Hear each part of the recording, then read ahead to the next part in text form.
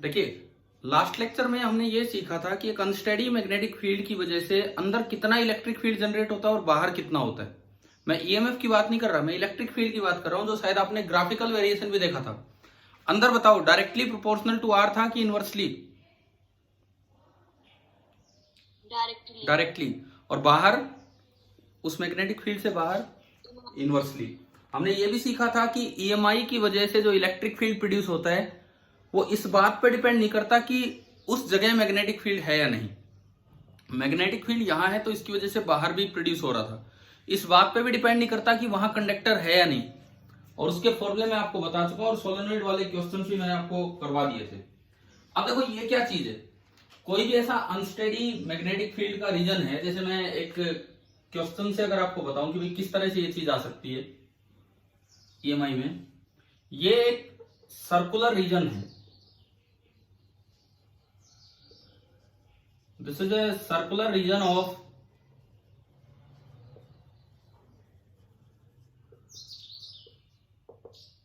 Unsteady B. Unsteady magnetic field का एक circular region है, कुछ भी रेडियस होगी, कितनी पार्ट में है, और ये इसका सेंटर है। और मैंने एक स्क्वायर बनाया जो सेंटर से पास हो रहा है। इस अनस्टेडी मैग्नेटिक फील्ड में मैंने एक स्क्वायर बनाया जो इसके सेंटर से पास हो रहा है। सपोज कीजिए बी अंदर की तरफ है,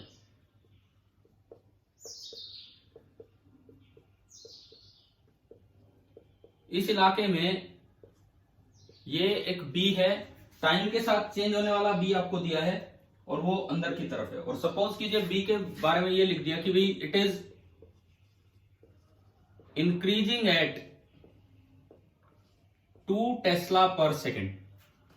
it is increasing at 2 tesla per second. Suppose ये आपको दे दिया। अब ये जो लूप दिया गया है, मैं इसमें कुछ पॉइंट्स के नाम डाल देता हूं, A B C and D. A B C D, ये 4 पॉइंट्स हमने डाल दिए और इस सेंटर से पास हो रही है ए बी लाइन। और मान लो ये आपको दिया गया है, this is a square of edge length 20 centimetre.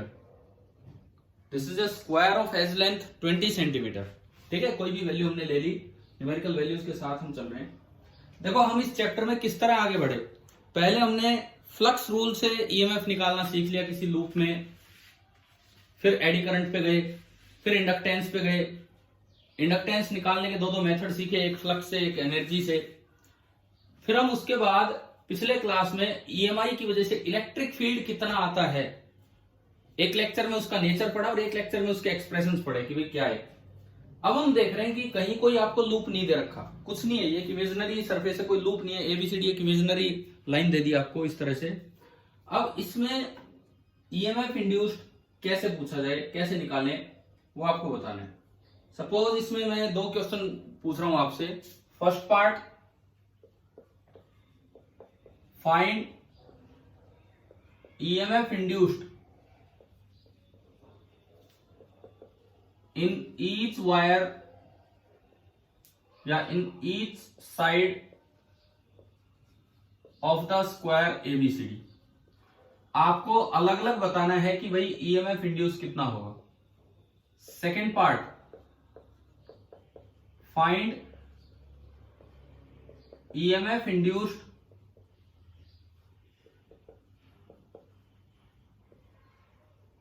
in the whole square ABCD. पूरे स्क्वायर एबीसीडी में कितना ईएमएफ इंड्यूस होगा, एक तो ये और एक इसमें। ये कुछ भी लूप नहीं है, आपको कहीं नहीं दिया कि ये कोई भी लूप है, ऐसा कुछ भी हमें दे नहीं रखा है। ठीक है, आपको सिंपली बस एक स्क्वायर, इमेजिनरी स्क्वायर दे दिया और इसमें ईएमएफ इंड्यूस्ड आपको निकालना है। सबसे पहली बात, कौन सा पार्ट आसान है इसका निकालना, फर्स्ट पार्ट की सेकंड पार्ट? कौन सा पार्ट आसान रहेगा बताओ? जी हमारे लिए तो कोई सा भी आसान नहीं, कोई सा पूछ लो। अरे बताओ, इसमें कौन सा पार्ट डायरेक्ट आपको दिख रहा है? फ्लक्स रूल से कौन सा निकाला जा सकता है, फर्स्ट पार्ट की सेकंड पार्ट? सेकंड, हाँ बिल्कुल सही। तो मैं अगर सेकंड पार्ट निकालना चाहूं तो मेरे पास एक सीधा तरीका भी है भाई। ईएमएफ इंड्यूस्ड का फॉर्मूला होता है modulus of d phi B by d t. तो आपको ईएमएफ निकालना है स्क्वायर में, स्क्वायर एबीसीडी में। तो ये बनेगा d by d t of flux. अब ढंग से जवाब देते चलना, इस फ्लक्स में बी डॉट एस में यूज करूं या integral B dot d S, कैसे ये फ्लक्स लिखा जाएगा? क्या ये बी ऐसा है कि बी डॉट एस से काम चल जाए? क्यों, क्या दिक्कत, क्या बताओ इस बी में क्या दिक्कत है? इंक्रीज हो रहा है ये। यार यही तो चीज मैं समझ नहीं पा रहा, मतलब इतने दिन हो गए मुझे पढ़ाते हुए, मैं बार बार बोलता हूं कि टेम्पोरल वेरिएशन से बी डॉट एस में कभी कोई दिक्कत नहीं आती है। टेम्पोरल वेरिएशन से बी डॉट एस में कभी कोई दिक्कत नहीं आती। इस चैप्टर की स्टार्टिंग से बात चल रही है। Flux integral B dot dS से तब जाना चाहिए जब बी यहां कुछ है, यहां कुछ है, यहां कुछ है। अगर हर जगह सेम है तो अगले इंस्टेंट पे बढ़ जाए। अगर हर जगह भी सेम है, अगर बी में कोई, कई बार मैंने शायद ये बात बताई है, सुनो दोबारा से, मैं हर बार रिपीट करता हूं ये चीज। अगर बी में कोई स्पेशल वेरिएशन ना हो, जगह के साथ वो चेंज ना हो, पहली बात, सबसे पहली बात जगह के साथ वो चेंज ना हो, एंड सरफेस 2D हो, एंड सरफेस आपकी 2 डायमेंशनल हो, तो आप डायरेक्ट फ्लक्स लिख सकते हैं बी डॉट एस से। कुछ याद आ रहा है क्या? ऐसा हमने कई बार बोला भी है पीछे, ठीक है? तो d by d t of ये बनेगा बी डॉट एस। अब बी अंदर की तरफ है, एस बी हम अंदर की तरफ मान सकते हैं। बी अंदर की तरफ है, एरिया भी इसके परपेंडिकुलर होगा अंदर की तरफ, तो B into S into cos zero. तो ये बना d by d t of B into S into cos of zero. Cos zero is 1, area इसका कांस्टेंट है। इस लूप का एरिया कितना है? देखो ये जो एज लेंथ है this is 20 centimetre means 0.2 metre. तो स्क्वायर का एरिया कितना हो जाएगा? कितना हो गया बोलो यार? 0.2 इंटू 0.2 ये तो मैं ही बोल रहा हूं। 0.2 इंटू 0.2 मतलब 0.04। ये बाहर आ गया, ये कांस्टेंट बाहर आ गया, और बचा dB by d t. DB by d t बताओ क्वेश्चन में दिया है क्या? ऊपर it is increasing at 2 tesla per second. It means आपको डायरेक्ट दिया गया है डीवी बाई डी टी, और डीवी बाई डी टी की वैल्यू ही सीधी सीधी है 2 टेस्ला पर सेकेंड। ये आपने इसमें 2 पुट किया तो जो ईएमएफ इंड्यूस पूरे स्क्वायर लूप में आएगा वो आएगा 0.08 वोल्ट। बताओ सेकंड पार्ट आ गया निकालना? कैसे निकाला हमने? फ्लक्स रूल से। लेकिन दिक्कत कहां आएगी? अगर इस तरह का क्वेश्चन आ जाए कि किसी एक पार्ट में, किसी एक लूप में कितना ईएमएफ, लूप में नहीं उसके एक पार्ट में कितना ईएमएफ निकाला है, ये कैसे निकालें? क्योंकि हमने ये पढ़ रखा है एक single wire translatory motion of BLV, rotation of half B omega L square. यहां तो कुछ भी नहीं हो रहा, कोई वायर ही नहीं है, ये तो एक इमेजिनरी एबी लाइन है। और इसमें पूछ लिया कि भाई यहां से यहां वोल्टेज कितनी जनरेट होगी, ये आपको बताना है, या सीडी लाइन है ये बताना है, या एडी लाइन है ये बताना है, या बीसी ये बताना है। तो ये कैसे करें हम? क्योंकि अभी तक हमने इतना चैप्टर पढ़ा, कोई आइडिया सा भी नजर नहीं आता कि भाई कैसे ये चीज करनी चाहिए। तो देखो ये मैं मिटा रहा हूं, ये वाला पार्ट, ये आ गया होगा आपको समझ में। आंसर लिख देता हूं कि पूरे स्क्वायर लूप में जो निकल के आया दैट इज 0.08 वोल्ट। इतना ईएमएफ पूरे स्क्वायर लूप में इंड्यूस हुआ है। अब हमें निकालना है कि एक पार्ट में, ए बी में, बीसी में, सीडी में, इनमें कितना इंड्यूस हुआ होगा, ये वाला हम देखना चाहते हैं। तो इसके लिए सबसे पहले मैं आपको एक फॉर्मूला देता हूं, जो अगर हम याद रख सकें तो बहुत अच्छी बात होगी। ऐसे किसी भी पार्ट में मान लो ये कोई सर्कुलर रीजन है जिसके अंदर, ये सर्कुलर क्या, कैसा भी रीजन है जिसके अंदर मैग्नेटिक फील्ड है अंदर की तरफ, और वो जो बी है, this B is a function of time, this B is a function of time. ये इस सर्कुलर रीजन का सेंटर है, this the centre of the circular region. और मुझे कोई एक लेंथ दी गई है, जरूरी नहीं कि वो सिमेट्रिक हो, ऐसी कोई जरूरत नहीं कि बिल्कुल सिमेट्रिक हो, इधर कम हो सकती है, इधर ज्यादा हो सकती है। सपोज लेंथ है L, इसमें ये पॉइंट है A और ये पॉइंट है B। आपने क्या किया, यहां से एक परपेंडिकुलर डाला और वो जो परपेंडिकुलर डिस्टेंस है that is D।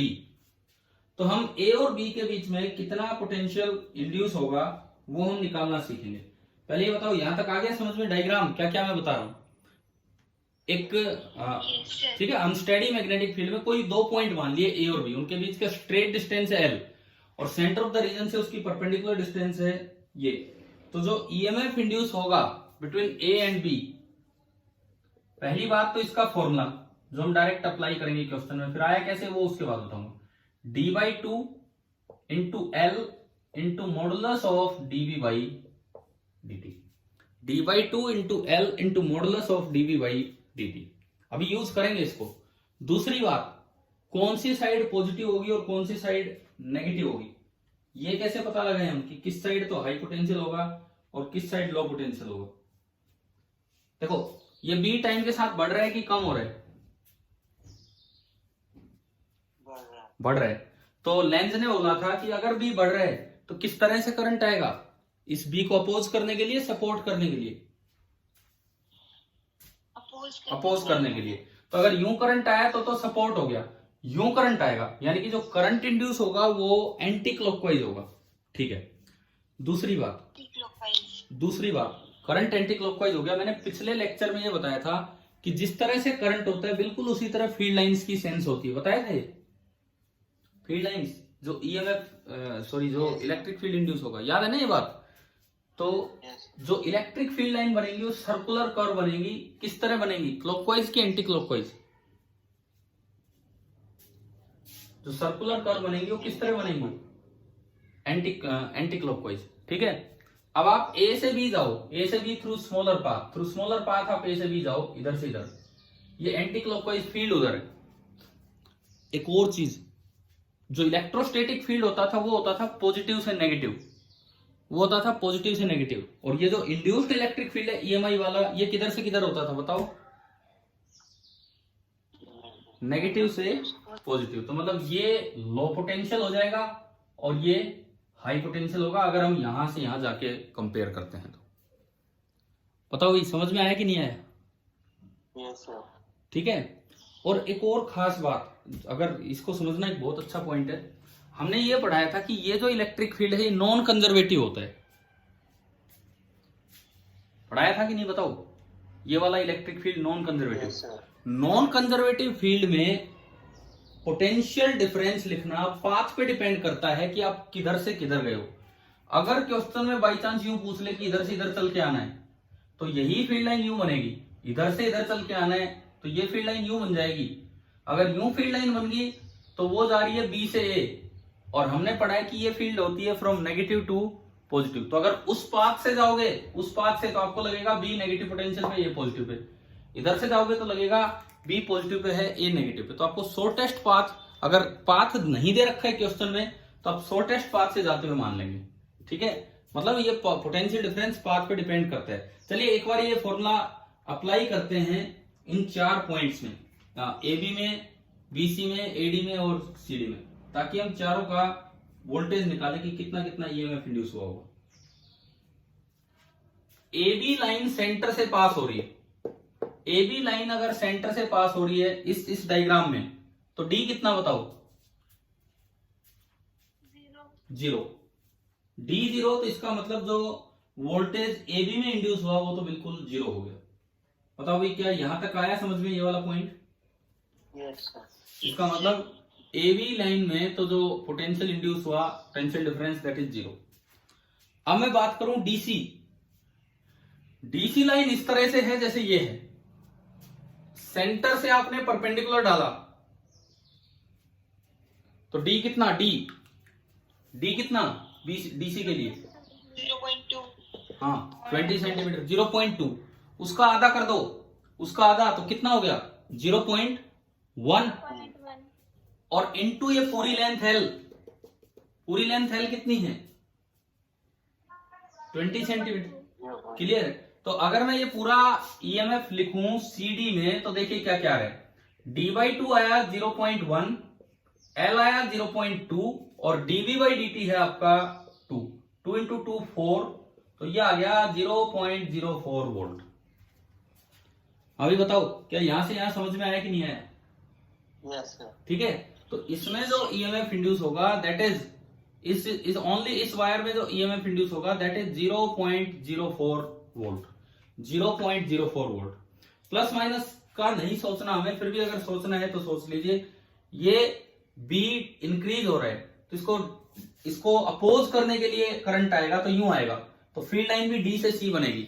Field line D से सी बनेगी और ये ऐसा फील्ड है जो प्लस से माइनस नहीं होता, माइनस से प्लस की तरफ होता है, तो यानी कि ये डी तो नेगेटिव पे हो गया और सी वाला आपका पॉजिटिव पे हो गया। क्लियर हो गया होगा शायद यहां तक? Yes, sir. ठीक है, अब ऐसे ही यही काम करो सीबी में। ईएमएफ इंड्यूस्ड इन सीबी। सीबी भाई यहां से सेंटर से डालो परपेंडिकुलर, परपेंडिकुलर लेंथ कितनी है ये? डी, ये बनेगा इस पर डी 0.1 0.1। समझ रहे हो ना ढंग से डायग्राम कैसे हम अप्लाई कर रहे हैं? ठीक है, ये बना 0.1, उसका आधा, तो ये देखो 0.1/2 इंटू एल। एल तो ये पूरी लेंथ है, बीसी। बीसी लेंथ कितनी है? 0.2 और into DV by d that is 2। 2 से 2 कैंसिल, तो ये आपका आया 0.02 वोल्ट। यानी कि इस वाली ब्रांच में जो ईएमएफ इंड्यूस हुआ होगा दैट इज 0.02 वोल्ट। और जिस तरह से फील्ड लाइन चल रही है, जिस तरह से फील्ड लाइन चल रही है, सी से बी जाएगी, एंटी क्लॉकवाइज जा रही है। ये वाली फील्ड लाइन चलती है माइनस से प्लस, तो ये नेगेटिव होगा और ये पॉजिटिव। समझ में आया यहाँ पोटेंशियल कैसे लिखा हमने? Yes, sir. ठीक है, Yes, बी sir. से ए कोई पोटेंशियल डिफरेंस होगा नहीं। अब मैं आता हूं एडी में। ईएमएफ इंड्यूस्ड इन एडी, आप बताओ क्या बिल्कुल सेम वही वैल्यू आएगी कि नहीं? बीसी जितनी यस सर, सेम है। जो बीसी में आई वही तो यहाँ पे डी बनेगा, वही यहाँ पे एल बनेगा। यानी कि जो EMF induced in A B होना है वो भी आपका कितना होगा? 0.02 वोल्ट। यानी कि ये जो ईएमएफ में यहां अगर लिखूं दिस इज अगेन 0.02 वोल्ट। और जिस तरह से फील्ड लाइन है ए से डी जा रही है, ए से डी जाने का मतलब ये माइनस ये प्लस, इस तरह से बन गया। अच्छा, अब देखो आप अपना सेकंड पार्ट वेरीफाई कर सकते हो। यहां से भाई हमने चारों ब्रांचेज में तो ये निकाल दिया कि कितना ईएमएफ इंड्यूस हुआ। सेकंड पार्ट में क्या पूछा था आपसे? टोटल वोल का होल का ये आंसर निकाला था भी फ्लक्स मेथड से 0.0। एक बार पूरे में जोड़ के देखो, सारी ब्रांचेज का एल्जेब्रिक सम करके देखो कितना ईएमएफ इंड्यूस आ रहा है। 0.0. इतना ही आ रहा है सर। देखो यहां से चलो, यहां से चलो वापस वहीं आओ, मैं कुछ चीजें आपको सिखा रहा हूं। आपने सीधा जोड़ दिया, अब प्लस माइनस का भी ध्यान रखना है। देखिए यहां से चलिए, पहली एंट्री माइनस से, तो प्लस के साथ लेते हैं कि माइनस के साथ? प्लस प्लस के तो साथ प्लस 0.02। अगली एंट्री माइनस से, अगेन माइनस से प्लस, तो प्लस के साथ। प्लस। अगली एंट्री अगेन माइनस से, तो प्लस के साथ, और वापस वहीं आ गए। ये यहाँ कुछ है नहीं, तो सारे जुड़ेंगे 0.02, 0.04, 0.02। तो यहाँ आते आते बताओ कितना ईएमएफ इंड्यूस हुआ टोटल? 0.08 वोल्ट। और इस बात ने ये और प्रूव कर दिया, इस बात ने कि ये नॉन कंजर्वेटिव फील्ड है। बिकॉज अगर कंजर्वेटिव फील्ड होता तो आप घूम के वहीं चले जाओगे तो कोई पोटेंशियल डिफरेंस नहीं मिलता है। क्या आपने क्लोज लूप में केवीएल लगाया है पीछे सेकेंड यूनिट करंट इलेक्ट्रिसिटी वाले में? तो उसमें तो जब भी आप क्लोज लूप में सारी वैल्यू लिखते हो तो इक्वल टू क्या करते थे? 0 करते थे ना हमेशा। लेकिन आप यहाँ देख सकते हैं अपने आप नॉन जीरो आ रहा है, यहाँ अपने आप नॉन जीरो आ रहा है। हम यहीं से घूमते घूमते आ गए और ये हिसाब से तो 0 आना चाहिए था अगर ये कंजर्वेटिव फील्ड होता, तो इसका मतलब ये नॉन कंजर्वेटिव फील्ड है। तो लास्ट टू लास्ट लेक्चर में जो 2-3 बातें डिस्कस हुई थी कि ये नॉन कंजर्वेटिव फील्ड है, वो भी यहां से समझ में आ रहा है। क्लोज पाथ में पोटेंशियल डिफरेंस 0 नहीं होगा, वो भी दिख रहा है। इसकी फील्ड की जो डायरेक्शन होती है वो करंट की सेंस में आएगी फील्ड लाइंस की। और इसके अंदर पोटेंशियल फील्ड जो होता है वो माइनस से प्लस होता है, ना कि प्लस से माइनस। अभी बताओ क्या ये पूरा ये वाला क्वेश्चन आया समझ में कैसे किया? ठीक है, अब बात आती है कि ये फॉर्मूला कहां से आया। ये एक फॉर्मूला है जो हमने यूज कर लिया है। देखो ये जो चल रहे हैं ना फील्ड से रिलेटेड चीजें, मैं आपको बता रहा था कि बच्चे ईएमएफ तक का कर जाते हैं। कौन सा लूप वाला? मूविंग वायर वाला, स्लाइडिंग वायर वाला, रोटेटिंग वायर वाला। एक तो जो फील्ड के एक्सप्रेशन जहां आते हैं उनमें दिक्कत आ जाती है अगर वो नहीं पढ़ रखा हो तो, और एक इस तरह का पार्ट, जैसे किसी पार्ट में कितना ईएमएफ इंड्यूस हुआ पूरे लूप की बजाय किसी पार्ट में, तो वहां पे दिक्कत आ जाती है। तो हमें ये फॉर्मूला याद रखना चाहिए। अब हम इसका प्रूफ देखते हैं कि किस तरह से ये फॉर्मूला बना। मैंने पहले क्वेश्चन करवा दिया, प्रूफ उसके बाद हम कर रहे हैं, क्योंकि ज्यादा इंपॉर्टेंट ये फॉर्मूला है हमारे लिए। हम याद तो कर ही सकते हैं, फिर भी एक थोड़ी सी अंडरस्टैंडिंग होनी चाहिए कि किस तरह से। देखो ये आपका एक रीजन है, सर्कुलर रीजन। अब आप कुछ बोलने लगे हो तो अब मुझे बताओ यार, एनसीईआरटी कल नहीं की क्या? सारे नहीं हुए, मतलब ट्राई नहीं किए सारे। Yes sir. यार अब वही है ना, मैं फिर डिस्कस भी तो करवाने हैं मुझे, क्योंकि उसमें अच्छे सवाल हैं। अभी आज एक बच्चे ने डाउट भेजा, question number 12, 4 and 12, question number 4 and 12 दो डाउट्स भेजे हैं।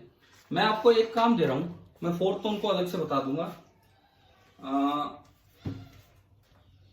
एक बार आप, और उन्होंने 17 बिल्कुल सही करके दिखा दिया मुझे। आप एक काम करेंगे कि एक्सरसाइज का क्वेश्चन नंबर 6.12, एनसीईआरटी एक्सरसाइज का question number 6.12 and question number 6.17, मुझे 40 मिनट लग जाएंगे दोनों ढंग से डिस्कस करने में। मैं दो अच्छे सवाल आपको छाट के दे रहा हूं, और भी अच्छे हैं, सारे करवाने मुझे आपको। लेकिन एक बार पहला काम आप ये करेंगे, एनसीईआरटी एक्सरसाइज पेज नंबर 231 और 232 पे हैं। This is at page number 231 and this is at page number 232। जब भी मुझे टाइम लगेगा और आप फ्री होंगे, उस हिसाब से सुटेबल टाइम देख के मैं पहले ये दो क्वेश्चन डिस्कस करवाऊंगा, और ये क्वेश्चंस आपको बहुत कुछ सिखा के जाएंगे। काफी काम रहेगा इनमें, तो ढंग से एक एक क्वेश्चन करवाना पड़ेगा मुझे। आप खुद अपनी तरफ से, कल संडे था तो मैं उम्मीद कर रहा था कि आप सारे कर देंगे। अभी बताओ, क्या अभी ये सभी को समझ में आ गया मैंने शाम तक आपको क्या काम दिया है? Yes sir. क्योंकि वैसे आप करो, जब भी कर लेना, एक बार आप ये दो सवाल पहले अपने ट्राई कीजिए। कहीं से सॉल्यूशन वॉल्यूशन के चक्करों में मत पड़ना, खुद अपने आप ड्राइव करके देखो कि ये होते हैं कि नहीं होते हैं। फिर ऐसे दो दो करके मैं आपको करवा दूंगा। अच्छा देखिए, सुनिए, अब ये फॉर्मूला हम डेराइव करने जा रहे हैं कि ये कहां से बना है। ये फॉर्मूला ईएमएफ इंड्यूस का, सपोज ये सर्कुलर रीजन है और ये उसका सेंटर है O, और मुझे इसके अंदर कोई भी एक वायर दे दी, और मैंने बताया कि सिमेट्रिकल होना जरूरी नहीं है, बिल्कुल जरूरी नहीं है। आप इवन लेंथ यहां से स्टार्ट कर सकते हो, यहां से कि भाई ये पोर्शन है, मैंने तो ये पोर्शन मान लिया, ये पॉइंट A और ये पॉइंट B। मतलब मैं जानबूझ के इसको एक साइड दिखा रहा हूं ताकि आपको ये ना लगे कि भाई ये सिमेट्रिसिटी या कुछ भी ऐसा कुछ है। अब इसमें वही भी मैंने माना जो अभी लिखा था, this B is increasing with time. ये जो B है ये टाइम के साथ इंक्रीज करता जा रहा है। मुझे एक तो ये निकालना है कि potential difference between point C and B। अच्छा, ये लेंथ हमने मान ली D है, और AB की लेंथ हमने मानी L है। तो आंसर क्या आना चाहिए, वो लिख रखा है वहां पे, आंसर लिखा हुआ है, ये भी आना चाहिए d/2 into L into dV/dt, जैसे हमने अभी ये क्वेश्चन किया था उस तरीके से। तरीका क्या होगा, आप A से B जाओ और ईएमएफ इंड्यूस निकालना है। सबसे पहली बात, मैं बीच में कहीं गया, ये कोई पॉइंट है, सपोज कीजिए मैं यहां हूं, यहां से कुछ भी x डिस्टेंस दूर। अब मैं थोड़ा और आगे चलता हूं, यहां से मैं कहीं भी x डिस्टेंस दूर था। सबसे पहली बात, फील्ड लाइन बताओ, इसमें क्लॉकवाइज बनेगी एंटी क्लॉकवाइज बनेगी? Anti clockwise. ये किसी बच्चे ने क्लॉकवाइज बोला जो शायद गलत बोल गया। B इंक्रीज हो रहा है टाइम के साथ, तो यूं फील्ड इंड्यूस होगा। यूं फील्ड इंड्यूस होने के लिए यूं फील्ड इंड्यूस होगा, इसको कम करवाने के लिए, तो ये एंटी क्लॉकवाइज सेंस है, तो इलेक्ट्रिक फील्ड लाइंस भी एंटी क्लॉकवाइज होंगी। तो अगर मैं इस जगह देखूं, इस जगह, तो एंटी क्लॉकवाइज कंसेंट्रिक सर्कल्स बनेंगे। ये पढ़ा दिया था आपको पहले कि फील्ड लाइन इस रीजन में कैसे बनेंगे, एंटी क्लॉकवाइज कंसेंट्रिक सर्कल्स, और ये उन सर्कल का एक रेडियस है, O सेंटर है। तो यानी कि जो फील्ड लाइन यहां से आ रही होगी वो इस तरह से जाएगी, यहां से एक सर्कल जाएगा यूं, मतलब इस जगह जो ई होगा वो इधर होगा, इस रेडियस के परपेंडिकुलर। इस जगह जो ई होगा वो इधर होगा। क्या ये बात आ गई क्या समझ में, बताओ? Yes sir. ठीक है, ये ई इधर होगा। अब आप थोड़ा सा आगे चलते हैं, तो आपने dx इधर माना, ये आपने मान लिया dx। थोड़ा सा आप आगे गए और ये आपने माना dx।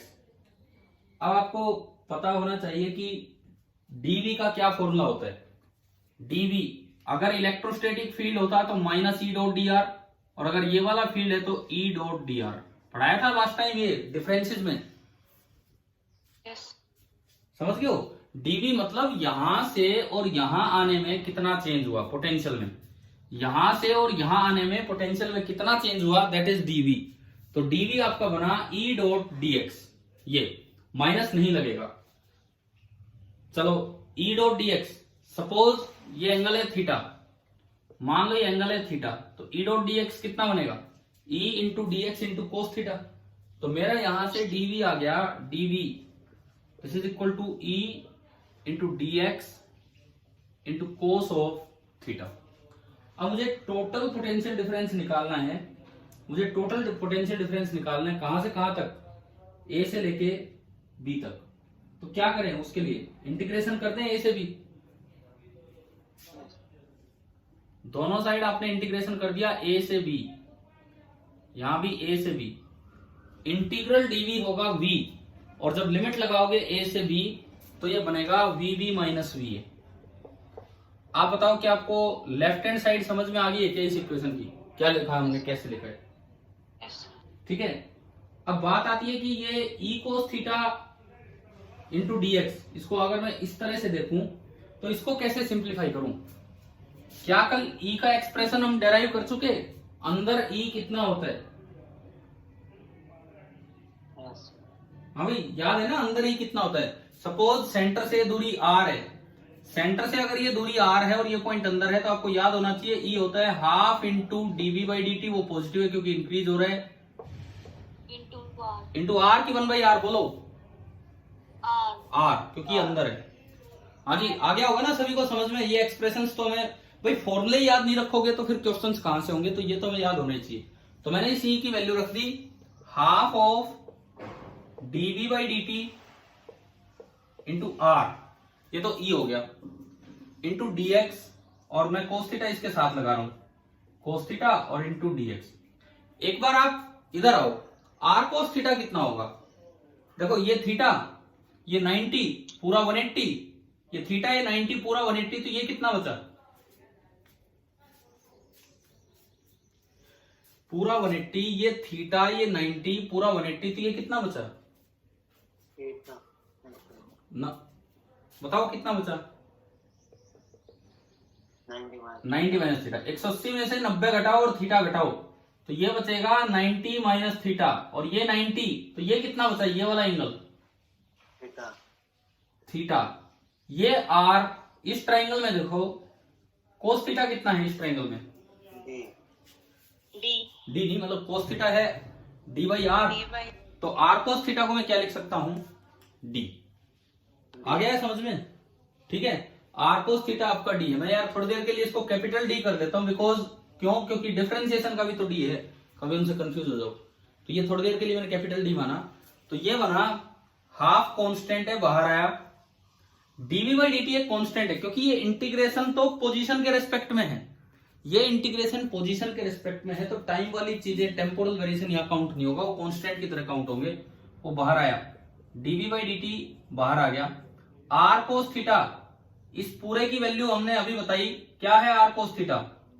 डी। ये भी कांस्टेंट है, आपसे कहीं चले जाओ आर कोस थीटा, तो ये रहना है डी, ये भी बाहर आया, और अंदर बचा इंटीग्रल डीएक्स ए से बी। इंटीग्रल डीएक्स है पूरी लंबाई ए से बी, पूरी लंबाई कितनी है? एल। भाई डीएक्स है छोटी सी लंबाई, इंटीग्रल डीएक्स होगा ए से बी पूरी लंबाई जो कि एल है, तो ये आपका आ गया हाफ, मतलब d by two into l और into DV by d t. तो ये आपका ये फॉर्मूला है। चलिए बताओ क्या ये समझ में आया कि नहीं आया आप लोगों को? आ गया सर।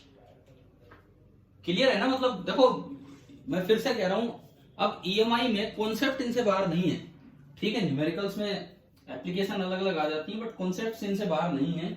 इतनों में बहुत रहेगा, आप ये कर पाएंगे आराम से। चलो मैं एक क्वेश्चन पूछता हूँ, हो गया ना ये तो। और ये मैं 2 जो लिखे हैं ये मैं मिटा नहीं रहा हूं, ताकि आपके ध्यान रह जाए कि आज शाम तक ये काम कर लेना है। केवल 2 सवाल तो अपने आप मन करना चाहिए इनको ट्राई करने का।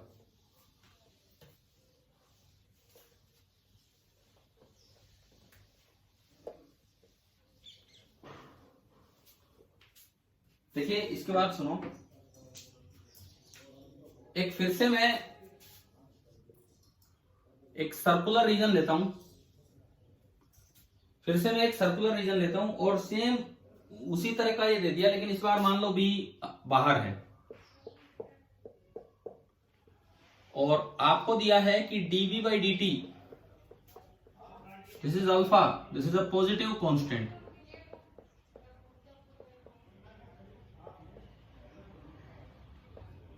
ये आपको कोई भी वैल्यू, न्यूमेरिकल वैल्यू ना देके मैंने वैसे दे दिया, अल्फा है एक पॉजिटिव कांस्टेंट है। और इस सर्कल का रेडियस मान लो a, सपोज कीजिए सर्कुलर रीजन का रेडियस है a। मैं एक डायमीटर के पैरेलल एक लाइन ले रहा हूं, इसके टेंजेंट, इसके टेंजेंट और इसके डायमीटर जितनी लंबी लाइन। इधर वाले पॉइंट को मैंने बोल दिया P एंड इधर वाले पॉइंट को मैंने बोल दिया Q। मान लो ये कोई रोड है, तो find the EMF induced in the road PQ। Question आ गया समझ में क्या है? आपको EMF इंड्यूस निकालना है इन द रोड PQ। मैंने चेंज क्या किया बताओ? अभी पिछले सवाल में और इस सवाल में फर्क क्या डाल दिया है? बाहर। हाँ, पिछली बार हमने वो दोनों पॉइंट अंदर लिए थे, A B B C C D इस तरह से। इस बार मैंने दोनों पॉइंट्स बाहर निकाल दिए थोड़े सिमेट्रिक बनाते हुए। और अब पूछ लिया कि इस PQ पार्ट में कितना EMF इंड्यूस होगा। अब वो फॉर्मूला तो ऐसे लगेगा नहीं, क्योंकि वो तो अंदर वाले पॉइंट्स पे था। अगर वो फॉर्मूला आप लगाते हैं, सपोज कीजिए आप वो फॉर्मूला लगाएं, तो EMF क्या आएगा बताओ? अभी अभी जो फॉर्मूला डेराइव किया था आपने, बोलना उससे क्या आएगा आंसर? D/2, याद है ना? A/2 D कितना है? D कितना है इसमें? ये A/2 इंटू लेंथ, लेंथ कितनी इसकी? 2A 2A, और इंटू dV/dt, dV/dt कितना है? अल्फा। तो ये आ गया A² अल्फा, जबकि ये तो बिल्कुल गलत आंसर है। क्यों गलत है? क्योंकि ये दोनों पॉइंट फील्ड के अंदर नहीं है, बल्कि फील्ड से बाहर है, तो तब ये फॉर्मूला नहीं लगाना है। अब ऐसा सवाल आएगा तो एक ऑप्शन तो ये भी दिया जाएगा, ताकि किसी बच्चे को अगर वो फॉर्मूला याद है तो उससे डायरेक्ट टिक करके आए। अब इसमें क्या करें? ऐसे में क्या किया करो, आप थोड़ा सिमेट्रिसिटी का यूज कीजिए, सिमेट्रिक नेचर का यूज कीजिए। मान लो ये एक रोड ना होके ऐसी ऐसी 3 रोड और लगा दो। गॉस लॉ में हम एक चीज पढ़ते थे कभी, स्क्वायर में से फ्लक्स पूछा है, सेंटर के ऊपर क्यू चार्ज यहां रखा है, तो ऐसे ऐसे 5 सरफेस और लगा दो, पढ़ा है ना वो? yes सब में से क्यू बाई एप्सिलॉन नॉट, तो एक में से बटके क्यू बाई 6 एप्सिलॉन नॉट। तो इस तरह का काम यहाँ पे कुछ आना चाहिए। अब क्या करो, इसको एक क्लोज कर्व बना दो। एक आपकी कोशिश क्या होनी चाहिए ऐसे में, एक क्लोज लूप बना दो जिसके लिए ये फील्ड सिमेट्रिक हो। एक ऐसा क्लोज लूप बनाओ, PQ उसमें शामिल हो, एक ऐसा क्लोज लूप बनाओ जिसके लिए ये जो गिवन फील्ड है ये सिमेट्रिक हो। जैसे सुनो, एक वो गॉस वाले क्वेश्चन पे आता हूं मैं। एक सरफेस थी, इसमें से फ्लक्स पूछा है, सेंटर से A/2 हाइट पे, और ए इसकी साइड है, सेंटर से A/2 हाइट पे चार्ज है, तो चार्ज तो सोर्स हो गया। तो हम क्या करते थे, एक ऐसी क्लोज सरफेस बनाते थे, इसको इंक्लूड करते हुए जिसमें से फ्लक्स निकालना है, एक ऐसी क्लोज सरफेस जिसके लिए सोर्स सेंटर पे हो। तो यहाँ पे फील्ड का सोर्स है ये मैग्नेटिक फील्ड, ये अनस्टेडी मैग्नेटिक फील्ड हमारे फील्ड का सोर्स है। तो आप क्या करेंगे, एक ऐसा क्लोज लूप बनाए PQ को शामिल करते हुए जिसके बिल्कुल सिमेट्रिक ये फील्ड हो। तो बताओ क्या करूं मैं? तीन और टेंजेंट बना दूं? हाँ भाई, समझ में आ रहा है क्या? बोलो भाई। एक टेंजेंट तो दे रखी है, एक टेंजेंट ये लो जी, एक टेंजेंट ये और एक टेंजेंट ये। क्या ये पूरा एक क्लोज लूप बन गया कि नहीं? पी क्यू आर एस आपका एक क्लोज लूप बना। और क्या इस क्लोज लूप के लिए जो गिवन अनस्टेडी मैग्नेटिक फील्ड है, क्या वो सिमेट्रिक है कि नहीं पी क्यू आर एस के लिए? बताओ। चाहे पी क्यू को देखो, क्यू आर को देखो, सारी इसके लिए टेंजेंट है, तो बिल्कुल सिमेट्रिक है। तो आप क्या करेंगे, सबसे पहले पूरे में ईएमएफ इंड्यूस निकाल के और फिर 1/4 कर देंगे, वो पी क्यू में आ जाएगा। अब क्लोज लूप में ईएमएफ निकालने का क्या फॉर्मूला होता है? सबसे पहले मैं निकाल रहा हूं ई टोटल। अरे जैसे पिछला सवाल करवाया तो मैंने सेकंड पार्ट डायरेक्ट करवा दिया था, डायरेक्ट सेकंड पार्ट डायरेक्ट करवा दिया था, लेकिन उसमें सिमेट्रिक नहीं था। एक बार इधर ध्यान दो, अभी पिछला क्वेश्चन करवाया उसमें क्या था, मैंने सेकंड पार्ट डायरेक्ट करवाया था पहले। आपका आंसर क्या आया था? 0.08 वोल्ट। अगर गिवन स्क्वायर इतना सिमेट्रिक होता अबाउट द सेंटर तो मुझे वो फॉर्मूले लगाने की जरूरत ही नहीं थी। 0.08 पूरे में से आया तो हर एक में 1/4 1/4 1/4 1/4 कर दो, 0.02।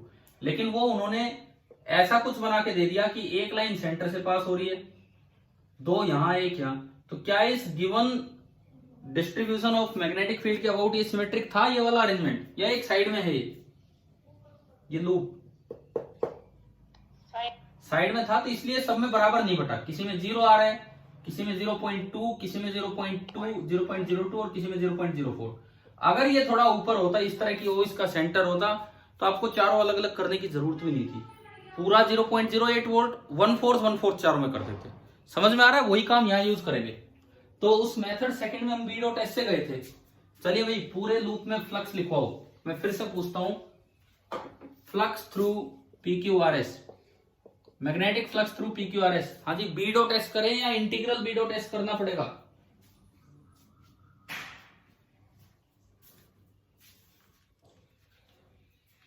बोलो। P Q R S B dot S करें या integral B dot S d S करना पड़ेगा? अभी भी बताया था राज भी। पी क्यू आर एस एक प्लेन सरफेस है। हाँ, पी क्यू आर एस एक प्लेन सरफेस है, सरफेस 2 डायमेंशनल है। और जो बी है उसमें केवल टेम्पोरल वेरिएशन है, टाइम के रेस्पेक्ट में वो चेंज हो रहा है, पोजीशन के रेस्पेक्ट में चेंज नहीं हो रहा है। तो आप डायरेक्ट लिख सकते हैं B dot S. B dot S loop P Q R S जो है उसमें से फ्लक्स लिखवा रहा हूं। बी अंदर की तरफ है या बाहर की तरफ? डायग्राम देख के बताओ। बाहर। तो एरिया तो लूप का परपेंडिकुलर मानना है, तो वो भी बाहर मान लिया। ये लेंथ कितनी है? एक 2a। तो चलिए इसको खुलवाइए। बी का मैग्नीट्यूड बी, एरिया का मैग्नीट्यूड एस, और दोनों बाहर माने cos 0। तो ये आया बी इंटू एस। एस बताओ, एस कितना होगा इस फ्लक्स को लिखने में? 4a। बताओ, थोड़ा सोच के बताओ क्या होगा? 4a²। मैं कह रहा हूं सोच के बताओ क्या होगा?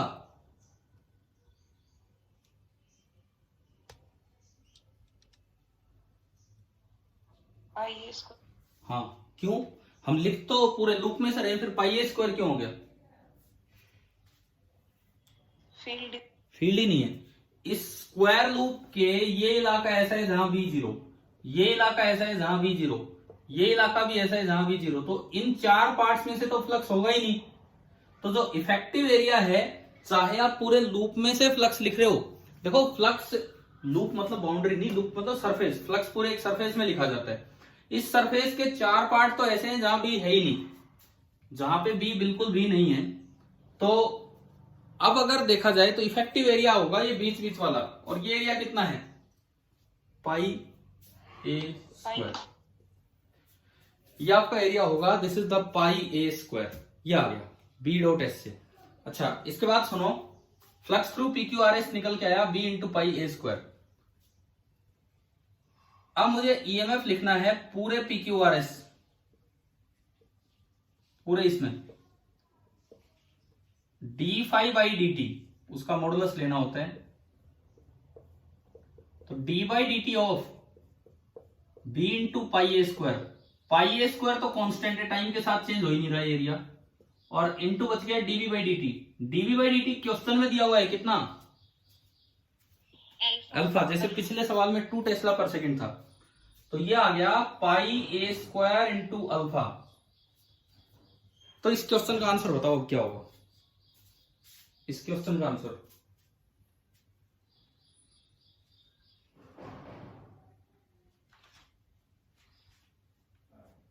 बोलो। पी क्यू ब्रांच में कितना ईएमएफ इंड्यूस हुआ होगा ये बताओ।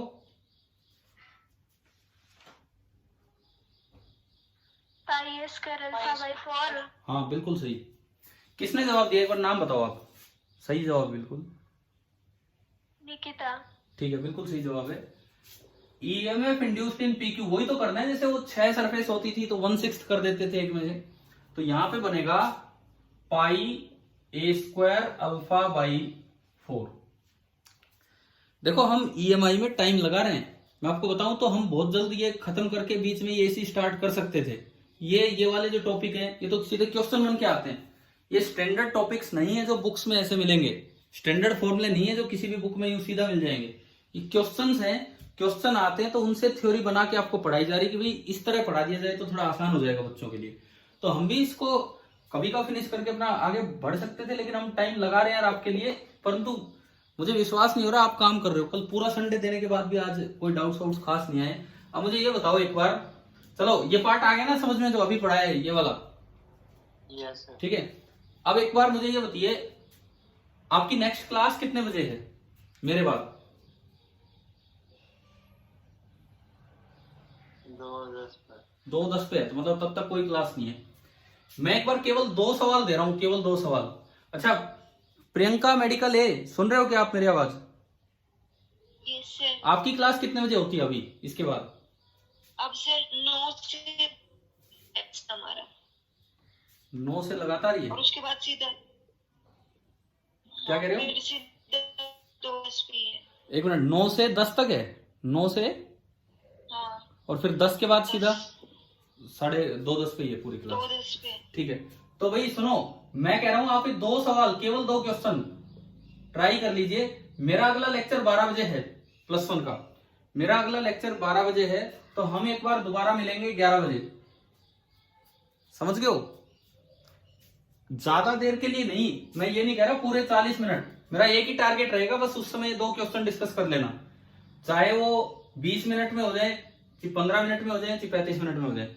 मतलब 11 बजे हम एक बार फिर मिलेंगे और आप ये 2 क्वेश्चन अच्छे से ट्राई कर चुके होंगे। मैं फिर ये सजेस्ट करूंगा कहीं से सॉल्यूशन मत देखना, बिकॉज उससे आपके इस क्वेश्चन को करने की क्षमता खत्म हो जाएगी। ठीक है ना, खुद ट्राई करो। और पता नहीं सॉल्यूशन समझ में आए नहीं आए, आधी बार तो ऐसी गलत शब्द भी दिए रहते हैं, इस तरह का काम हो जाएगा। ठीक है, अच्छा आप ये सुनो, क्या हमने +1 में टर्मिनल वेलोसिटी पढ़ी है कभी? विस्कस मीडियम में टर्मिनल वेलोसिटी यस सर। क्या मतलब क्या था टर्मिनल वेलोसिटी का?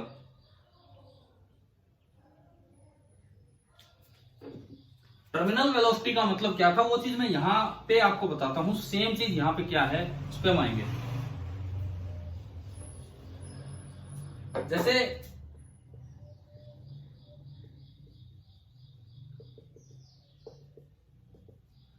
ये कोई ऑब्जेक्ट आपने पानी के अंदर डाल दिया, ये कोई ऑब्जेक्ट पानी के अंदर डाल दिया, इसके ऊपर कुछ लग रहा होगा वेट, पूरा इंसर्ट कर दिया मैंने, पूरा इसके अंदर इंसर्ट कर रखा है। मान लो थोड़ा कम है बी, ये डेंसर ऑब्जेक्ट है, तो नेट फोर्स किधर दिख रहा है आपको? अभी रिलीज किया है इसको यहां से नीचे। नेट फोर्स नीचे है mg-b, वो कांस्टेंट है, वो एक कांस्टेंट फोर्स है। तो जैसे जैसे ये नीचे बढ़ेगा, इस पे फोर्स नीचे लग रहा है, एक्सेलरेशन नीचे होगा, चाहे शुरू में स्पीड 0 हो, लेकिन एक्सेलरेशन नीचे है तो स्पीड बढ़ेगी, है ना? स्पीड बढ़ेगी तो इस पे एक विस्कस फोर्स अपोजिट डायरेक्शन में, जो +1 में कभी आपने फॉर्मूला पढ़ा हो, Stokes law, 6 pi eta R V, कुछ आ रहा है ध्यान ऐसा? Yes sir. नहीं भी आता है तो कोई खास बात नहीं है। This force is directly proportional to speed. बात यह है कि एक फोर्स लग रहा है, वो फोर्स जो डायरेक्टली प्रोपोर्शनल है स्पीड के। स्पीड के डायरेक्टली प्रोपोर्शनल एक फोर्स लगा, लेकिन क्योंकि नेट फोर्स अभी नीचे था, मान लो मैं एक वैल्यू के साथ चलूं, mg है 10 न्यूटन, पॉइंट फोर्स है 3 न्यूटन, तो नेट फोर्स शुरू में बचा 7 न्यूटन। उसकी वजह से स्पीड बढ़ेगी, स्पीड बढ़ेगी तो ये विस्कस फोर्स बढ़ना स्टार्ट होगा। शुरू में विस्कस फोर्स है 1 न्यूटन, फिर हो गया 2 न्यूटन, क्योंकि स्पीड बढ़ती जा रही है, 3 न्यूटन, 4 न्यूटन, एक स्टेज आएगी जब विस्कस फोर्स भी 7 न्यूटन हो गया। अब देखो ऊपर भी फोर्स 10 और नीचे भी फोर्स 10, तो नेट फोर्स कितना आ गया? 0। नेट फोर्स 0 मतलब एक्सेलरेशन 0। उसके बाद एक्सेलरेशन खत्म होगी और ये उसी कांस्टेंट वेलोसिटी से चलता है जिसको हम बोल दिया करते थे टर्मिनल वेलोसिटी। इसके फॉर्मूले वगैरह भी हमने, प्रॉपर्टीज ऑफ बल्क मैटर हमने काफी अच्छे से कई दिन किया था वो पार्ट इलास्टिसिटी के बाद, तो उनमें आपको ध्यान होगा। आ गया नहीं ये वाला टॉपिक ध्यान? ठीक है। Yes. ऐसे ही सुनो, सेम ऐसा ही मोशन होता है, बिल्कुल सेम ऐसा ही मोशन होता है। एक होलो मेटालिक ट्यूब है, मैं एक बार टॉपिक का नाम डाल देता हूं यार यहाँ पे ना, कि हम क्या कंपेयर कर रहे हैं।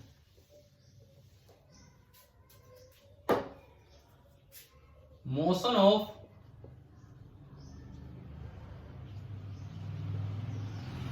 a freely falling magnet, motion of a freely falling magnet किसके अंदर? ये है inside a long hollow metallic tube.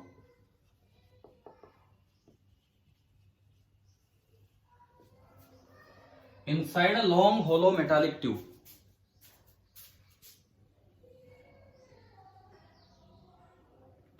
देखिए, एक मैग्नेट को आप इस मेटल की ट्यूब के अंदर सस्पेंड करेंगे, नॉर्थ पोल साउथ पोल, इसको आपने छोड़ दिया, तो अगर मैं मेटल है तो कंडक्टर है, यहां कोई भी एक लूप मानो, कोई भी एक लूप मान लिया कंडक्टिंग लूप, जब नॉर्थ पोल इसको अप्रोच कर रहा है तो बताओ किस तरह से फोर्स लगाना स्टार्ट कर देगा उस पर? अपोज करने के लिए, सपोर्ट करने के लिए। मैग्नेट इसको अप्रोच कर रहा है, मैग्नेट इसके पास आ रहा है अपोज करने के लिए, तो इस तरह के करंट्स बन जाएंगे, इस तरह के करंट्स बन जाएंगे कि वो मैग्नेट के मोशन को अपोज करना स्टार्ट करेंगे। लेकिन शुरू में mg ओनली mg है, अभी कोई अपोजिंग फोर्स नहीं है। जैसे इसमें स्पीड आएगी अपोजिंग फोर्स आना स्टार्ट हो जाएगा लेंज लॉ से। हमने एक चीज पढ़ी थी शुरू में, एक्सपेरिमेंट जब आप करते हैं, आप तेजी से मैग्नेट को मूव करेंगे तो ज्यादा करंट आता है और धीरे मैग्नेट को मूव करेंगे तो कम करंट आता है। एक्सपेरिमेंटल स्टडी वाले क्वेश्चंस लिए थे ना स्टार्टिंग में, है ना, वो फेराडे और हेनरी के एक्सपेरिमेंट्स पे जो क्वेश्चन थे एनसीईआरटी के, तो उसमें पढ़ा भी था कि कैसे हम डिफ्लेक्शन बढ़ाएं। बोले या तो इसको तेजी से मूव करा दो या सॉफ्ट आयरन कोर डाल दो, इस तरह की बातें। तो क्या होगा, जैसे जैसे इसकी स्पीड बढ़ेगी ड्यू टू वेट नीचे लग रहा है, चाहे वेट कांस्टेंट हो, लेकिन कांस्टेंट फोर्स भी लगता है तो एक एक्सेलरेशन होती है, और एक्सेलरेशन होती है तो स्पीड लगातार बढ़ेगी, तो इसकी स्पीड लगातार बढ़ेगी नीचे की तरफ। अब आप बताओ, स्पीड बढ़ेगी तो इस पे जो करंट इंड्यूस होगा वो ज्यादा होगा कि कम होगा पहले के मुकाबले? ज्यादा होगा। ज्यादा होगा तो जो अपोजिंग फोर्स है वो भी बढ़ता चलेगा। तो शुरू में वही बात, mg मान लो शुरू में 10 न्यूटन है, कोई पॉइंट फोर्स यहां है नहीं, थोड़ी थोड़ी देर में धीरे धीरे वो अपोजिंग फोर्स बढ़ता जा रहा है स्पीड बढ़ने से, फिर और बढ़ गया स्पीड बढ़ने से, फिर और बढ़ गया, मान लो वो जो बढ़ते बढ़ते 10 न्यूटन हो गया, तो नेट फोर्स कितना हो चुका है? 0। अब एक्सेलरेशन 0, एक्सेलरेशन 0 तो स्पीड कांस्टेंट। स्पीड अगर कांस्टेंट होगी तो क्या जो करंट इंड्यूस हो रहा है वो बढ़ेगा और या उतना ही रहेगा? स्पीड एक बार कांस्टेंट हो जाए, क्योंकि स्पीड बढ़ रही थी तो करंट बढ़ रहा था, स्पीड कांस्टेंट हो जाए तो करंट कांस्टेंट हो गया, करंट कांस्टेंट हो गया तो अपोजिंग फोर्स भी कांस्टेंट हो गया। यानी कि अगर आप बिल्कुल सेम ऐसे ही एक मैग्नेट को एक होलो मेटालिक ट्यूब के अंदर छोड़ देंगे तो इसकी स्पीड जो है थोड़ी देर में टर्मिनल स्पीड बन जाएगी। और इसमें भी अगर आपको कभी ग्राफिकली सवाल पूछ लिया जाए कि विद टाइम स्पीड कैसे चेंज होगी, तो शुरू में 0 और ये है टर्मिनल स्पीड, ये टर्मिनल स्पीड है, तो ये जो ग्राफ है ये ऐसा ही आएगा जैसे वो +1 में ये वाला मोशन था, बिल्कुल सेम ऐसे ही। क्या समझ में आ गया है कि नहीं? Yes sir. ठीक है। अब एक बात ये बताओ, क्या वो सवाल एक दिया था आपको, L/L निकालना for volume current, Yes, sir. कर लिया क्या? ये मैंने तो करवाया नहीं होगा अभी तक। यार देखो, आज भी अगर नहीं किया तो भी पता नहीं फिर कैसे होगा। क्या ये अभी भी किसी बच्चे ने, एक बच्चे ने तो उसी दिन सही आंसर मुझे करके भेज दिया था, मैं नाम नहीं ले रहा हूं, आपकी क्लास से ही है, क्योंकि बस ठीक है, नाम में वैसे ही नहीं ले रहा, क्यों किसी को डिस्टिंग्विश किया अलग से, लेकिन एक स्टूडेंट ने उसी दिन करके भेज दिया था ये क्वेश्चन। आप बताओ, क्या आज तक भी ट्राई नहीं किया आपने L/L? Yes, sir. क्या आंसर आया? मैं आपको आंसर बताऊं कि आप बता रहे हो? बताओ। क्वेश्चन ये था, उस दिन मैंने आपको 2 क्वेश्चन दिए थे करने के लिए। एक तो ये था कि ये पूरा वॉल्यूम करंट है, कोएक्सियल केबल है, कोएक्सियल केबल है और पूरे में यूनिफॉर्मली करंट बढ़ के आगे जा रहा है I। बीच में एक पतली सी नॉन कंडक्टिंग शीट थी, पतली सी non conducting sheet. Coaxial cable है तो जो दूसरी वायर है इसके ऊपर, उससे करंट रिटर्न हो रहा था। कोएक्सियल केबल में इस तरह से करंट चल रहा है। ये करवा दिया क्या? सोल्व करवा दिया क्लास में? Yes, sir. करवा दे। अच्छा ठीक है, मुझे ध्यान नहीं रहा। इसका आंसर ये आया था ना शायद, V0/8 पाई। Yes, sir. ठीक है, मुझे लगा अभी आपके लिए ही छोड़ रखा है। तो अभी इस क्लास को हम यही फिनिश करते हैं, लेकिन आप EMI फिनिश नहीं कर रहे हैं, अभी बहुत काम करना है, बहुत क्वेश्चंस करने हैं आपको। अब देखो, मैं 2-2 करके 3-3 करके करवाऊंगा। तो अब हम मिलेंगे 11 बजे, चाहे 15 ही मिनट के लिए मिले चाहे आधे घंटे के लिए मिले। एक बार 11 बजे सभी तैयार है ना, मैं लिंक भेज दूंगा। और तब तक ये 2 सवाल, एक बार ये 2 ट्राई करके रखो, फिर मैं 2 और दूंगा, वो बाद में देखेंगे जब भी टाइम मिलेगा। ठीक है, चलिए, बाय।